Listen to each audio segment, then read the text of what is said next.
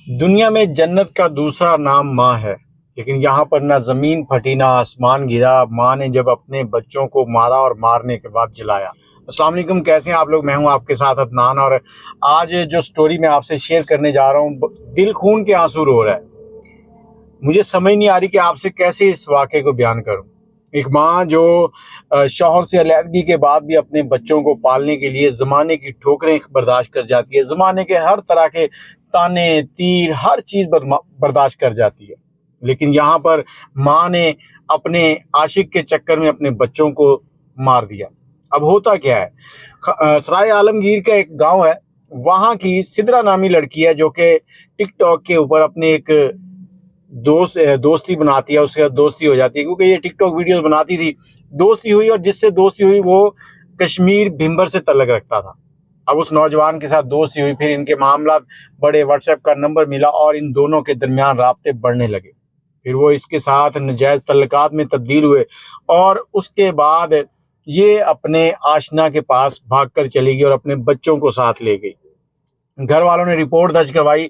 जब ये अपने आशना के पास 3 बच्चों के साथ, जिसमें 7 साला बेटी है, 4 साला एक बच्चा उससे छोटा है, इनके साथ पहुंची तो उसने देखा ये तो मेरे लिए और ज़्यादा टेंशन बन गई, इनको मैं कहाँ से खिलाऊंगा। अब माँ के दिमाग में बच्चों की मोहब्बत नहीं आई, बल्कि अपने इश्क का भूत जो है वो चढ़कर बोलने लगा। माँ ने अपने आशिक के साथ मिलकर बच्चों को बेहोश किया, उनका प्लान बनाया कि इनको कैसे मारना। बेहोश करने के बाद उनको गला घोंट कर मार दिया।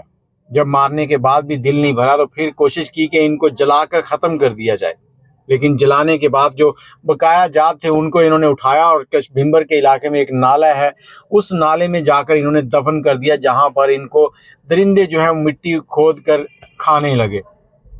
इधर पुलिस जो है वो छापे मार रही थी और कार्रवाई हो रही थी। पुलिस ने जब इन लोगों से बच्चों के बारे में पूछा तो पता चला कि इन्होंने बच्चों को मार दिया है। पहले लड़की को गिरफ्तार किया गया, लड़की के बाद लड़की के आशिक को गिरफ्तार कर लिया गया।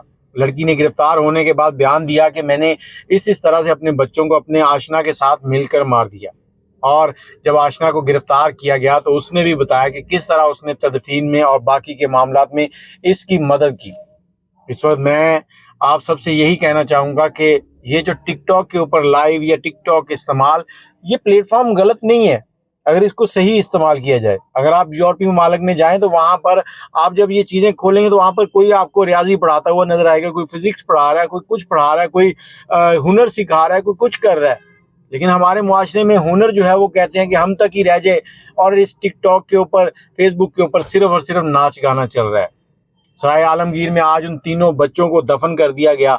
उनकी जनाजे के वक्त पे उनका वालिद खड़ा था, जो उनकी 4 पहियां जो मैयतें थी उनको तक रहा था, और एक हसरत थी उसके आंखों में कि काश उसकी बीवी ने ये सब कुछ ना किया होता, आज उसके बच्चे उसके साथ खेल रहे होते। बाकी आप लोग इस बारे में क्या कहते हैं, अपनी राय जरूर दीजिएगा। और मैं सबसे यही कहना चाहूँगा कि बच्चों के साथ इस तरह के मामला ना करें। आपने जाना है, आप डिवोर्स लें, डिवोर्स लेके जाके उससे शादी कर लें, कौन आपको रोकेगा। लेकिन इस तरह से भागकर जाना और साथ कई जानों को इस दुनिया से रुखसत कर देना, ये कौन सी इंसानियत है। आप अपनी राय जरूर दीजिएगा। अगर आपके पास कोई स्टोरी है तो हमसे शेयर करना चाहते हैं तो नंबर है 0300 25 20 629। अल्लाह हाफिज़।